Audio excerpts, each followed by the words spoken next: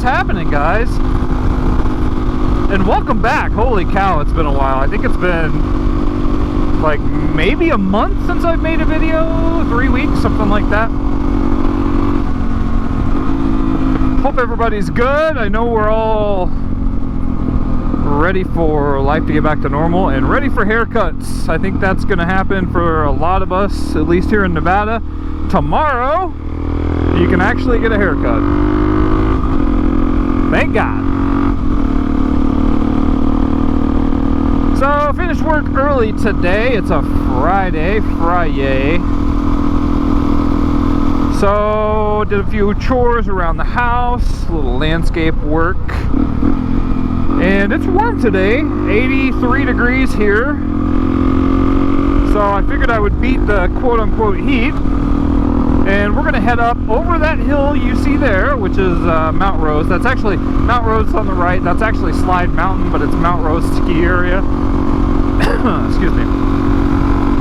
So everybody just refers to it as Mount Rose, and I just took the biggest bug right to the face shield. It's bug season, riding in the spring. When it's been cold, we haven't really had any bugs, but they're out now for sure. So are the cops. I've seen several of those guys already today in the 3 miles since I left the house. But anyway, we're going to discuss a few things on the way up the hill, like some of the new additions to the bike. Lucy here got some upgrades during quarantine,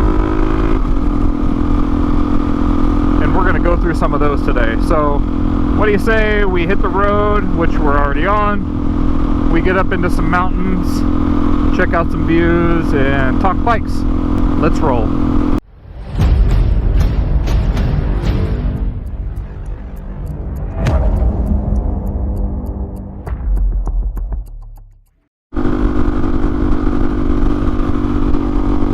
So how's everybody been? Everybody good, healthy? I'm hoping, and I know that you guys are too, that we're at the tail end of this whole COVID-19 thing. I know the wife and I are getting a little, what's the word, cabin fever? I know she is, because she's been working from home. I've been lucky that I've stayed fairly busy, so I've been out of the house quite a bit, every day working. But the one person who has benefited the most from this coronavirus is Lucy here. This thing has gotten more attention in the last 6 weeks than probably ever in its life. So I've kind of had like an end goal in mind when I started working on this bike. For those of you who don't know, this is a 2013 DRZ 400 SM, which I'm kind of converting into more of a S. But that's not even a fair assessment either, because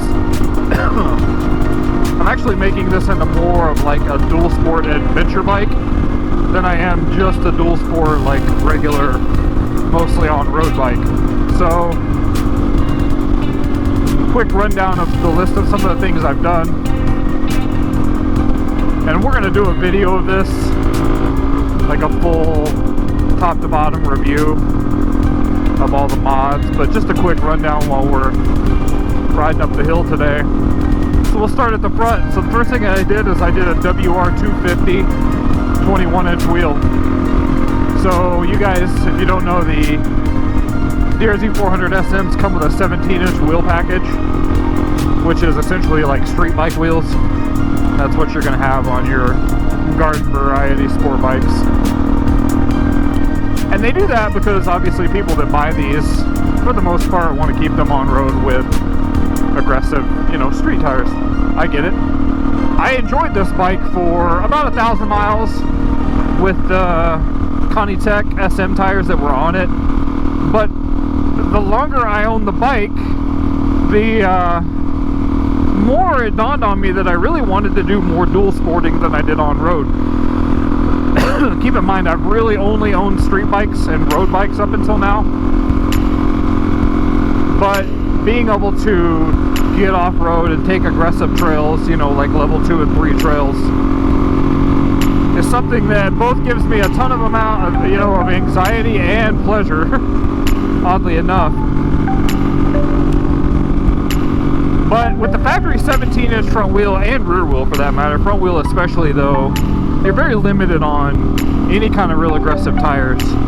And over like the Christmas time, I put on TKC 80 tires, which that's what kind of everybody that runs the street wheels runs as, like a 80-20 tire. I don't know, I think they call it like a 60-40, but coming from 100% road tires on the Conitec SM tires to the TKC 80s initially was amazing. It was a night and day difference. But all that did was push me into like more difficult riding areas, and some of those places I would get in and be kind of over the ability of the tires and myself to a degree, but certainly the tires. So being limited on options for tires on the 17s, your only option is really to go up in wheel size, and ideally you stumble upon a set of DRZ 400S wheels on eBay or Craigslist or something like that. But guys have gotten smart because they know that people want those, so they're in pretty good demand. I mean, I had found some that were, as little as 300, but most of them are more like, 400, 379, and that's just a wheel, or that's a wheel with a really bad tire on it that's going to need to be replaced anyway. So started doing some research on Thumper Talk and some of the other forums, and determined that there are some crossover wheels that will fit both the width of the front forks and basically will run the same front brake, that sort of thing. So I fitted don't ask me the year because I don't recall, because I've had it for a couple of months now, but a WR250 front wheel, which is a 21-inch, came with a brand new Maxxis off-road tire on it. Yep, off-road tire, and I am riding on the road. But at any rate, I'm going to run this thing for the time being, and then, Prius, come on. And then eventually I'll put something that's a DOT approved tire on the front of it. I don't think I'm ever going to have a problem with a cop or anything with a non-DOT approved tire, but I just do want something that's more suitable for speed. Dirt bike specific or off-road specific tires are not rated to run 75 or 80 miles an hour, which I don't do super commonly, but I do on occasion. So as with any modification, you always give to get, so like you give up something to get something. And the thing you give up when you go to a different front wheel that's not a, oh wow, I don't know if you guys can see those, there's like paragliders up there. We'll see them closer here in a bit. So when you run a non-Suzuki front wheel or a non-DRZ front wheel, in my case, you lose your speedo, because there's a gear, there's like two teeth that sit in the hub that the manual speedo cable kind of connects to through a gearbox, and then runs up to the factory dash. So if you're going to do that, that's one of the things you have to take into consideration. If you want things like miles per hour, and more importantly on a bike that doesn't have a fuel gauge, you want some kind of odometer that's going to keep track of your miles, you're going to have to come up with something. In my case, I had been planning on doing some sort of a Trail Tech unit before I had even made the leap to jump into the 21-inch tire. So this was already kind of on the plan. I just didn't, it kind of came sooner, I guess, than anticipated, just because I didn't have a choice if I wanted the mile per hour. I originally really wanted the Voyager Pro, the big like 5-inch color, navigation enabled, GPS tracking, super badass unit. But I just, when it all boiled down to it, I couldn't justify $650 plus shipping. It didn't seem justifiable to me. So cool, yeah, super awesome tech, absolutely. At some point in time, if I see it fit, I may upgrade to that, because now that the bike's wired for a Trail Tech product. For the most part, all of them will work in conjunction with the plugs and everything that I already have ran.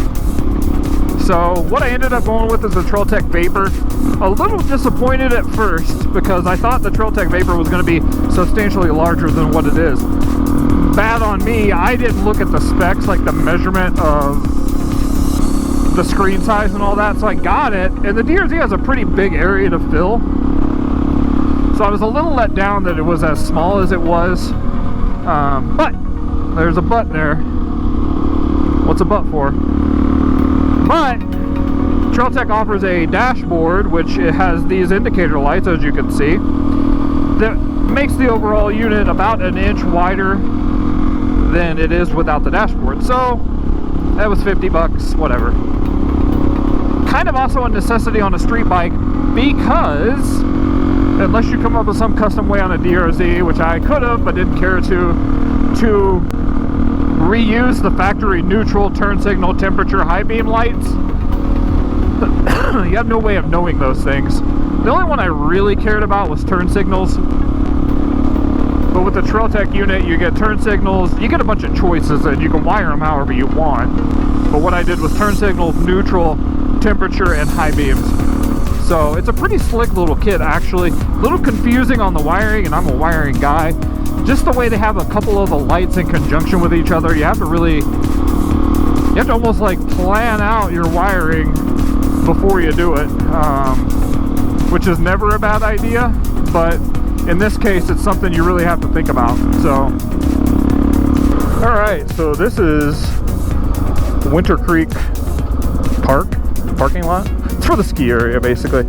So there's one of these guys, so they're just in gliders, and they're just riding the thermals. I had sight of two of them. So there's two of them there. There was one that was a lot lower. So this is Washoe Valley in front of us. And this mountain that we're on is known as Slide Mountain because on the opposing side, around the corner here, in 1970 something, that mountain gave way, and it actually slid all the way down across the highway down there. That's 395/580, whatever you want to call it. And killed a couple of people and knocked out a lot of those houses and stuff. As a matter of fact, a lot of the like mounds you see down there is from that. So pretty nutty little piece of history. Gosh, those guys. So this area here in the afternoon, they get what's called the Washoe Zephyr, and those guys, I hope you can see them. There's one there and one there. They're just riding the thermals. What a feeling. That must be awesome. You can see the winds obviously blowing in, and this guy looks like he's about to take off. So I don't know if they like literally just run off of this or what they do. I'd be kind of interested to check them out, but I don't want to wait that long. Okay, so onward. So like I was saying, I guess I should give you guys some views, right? So we're looking at South Reno. You can actually see the airport from here. We came up that road down there, and we're on the side of like a sheer mountain cliff. It's pretty rad. I can see this road from my house, but I can't see my house from this road.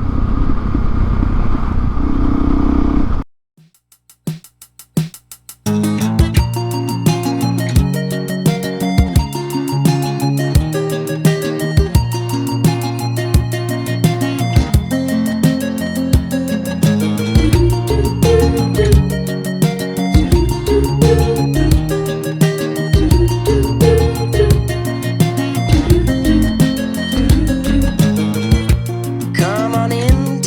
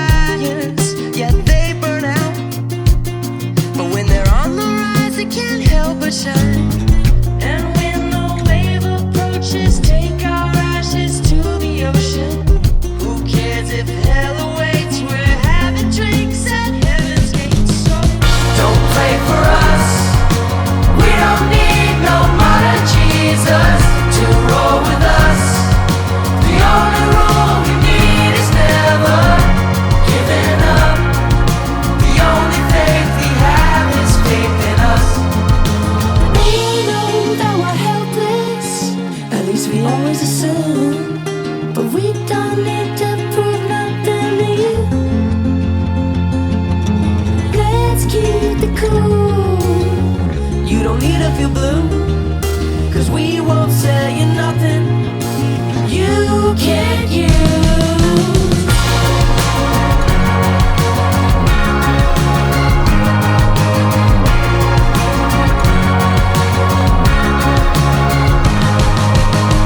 Don't pray for us.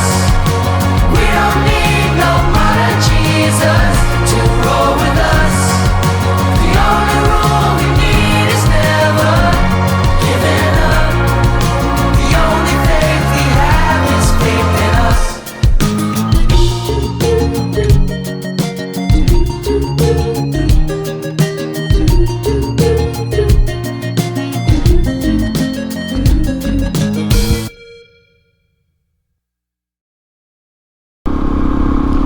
So the area that we're kind of approaching up here not only has $75 million homes,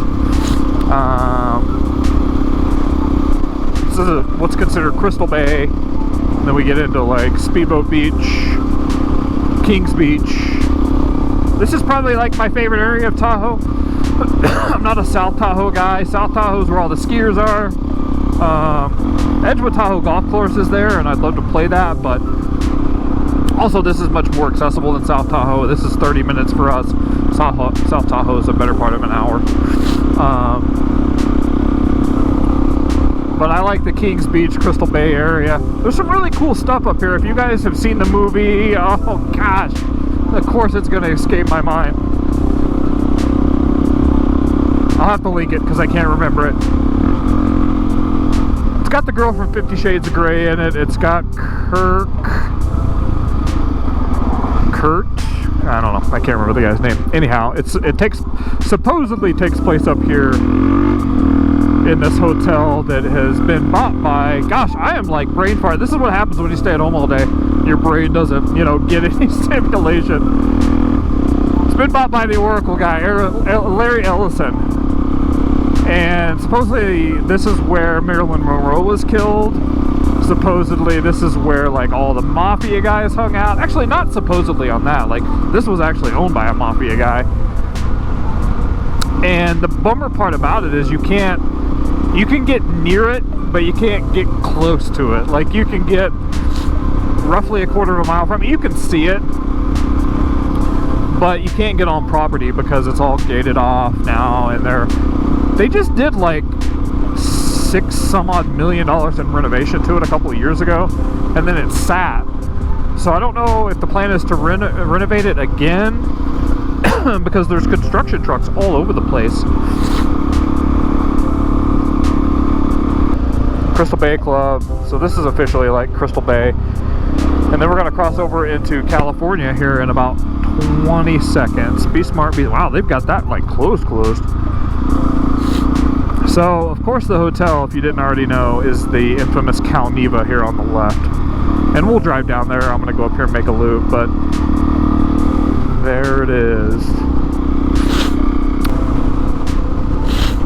So coming into actual Kings Beach proper, pretty cool little community up here.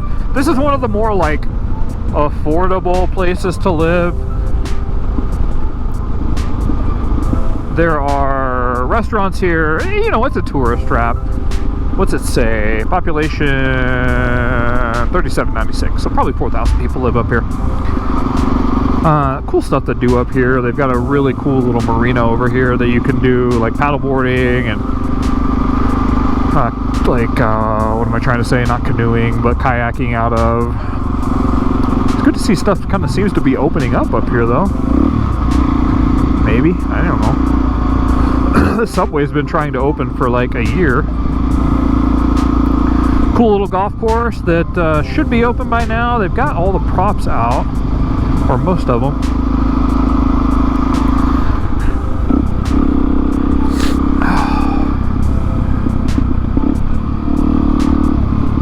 Is this open?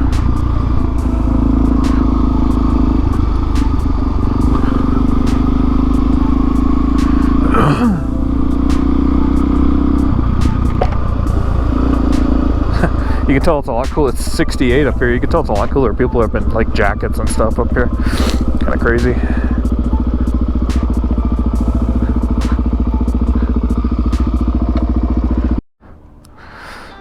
So Crystal Bay, people out here swimming. That water has got to be, it can't be much above 50. I wonder, let's see. Let's see here. Lake Tahoe water temp. Let's see what it says. 45 degrees. That water is... Gosh. Those people are psychopaths.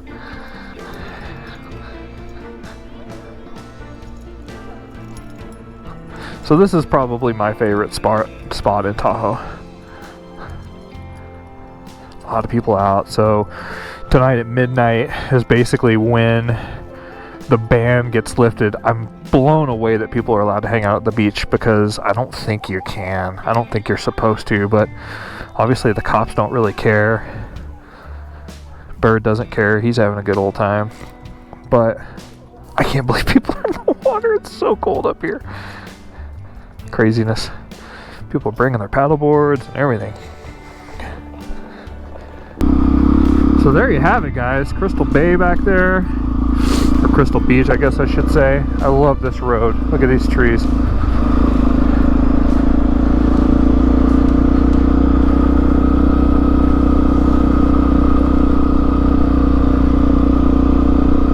Oh, it feels so good up here. I'm just, my mind is blown that there are people in that water. I lived in Southern California for a while, and we used to boogie board. The coldest water I ever went in was 53 degrees. That was with a wetsuit on.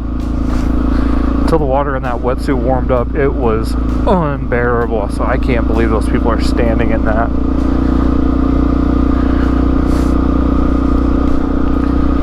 Here is the infamous and famous Cal-Neva Resort.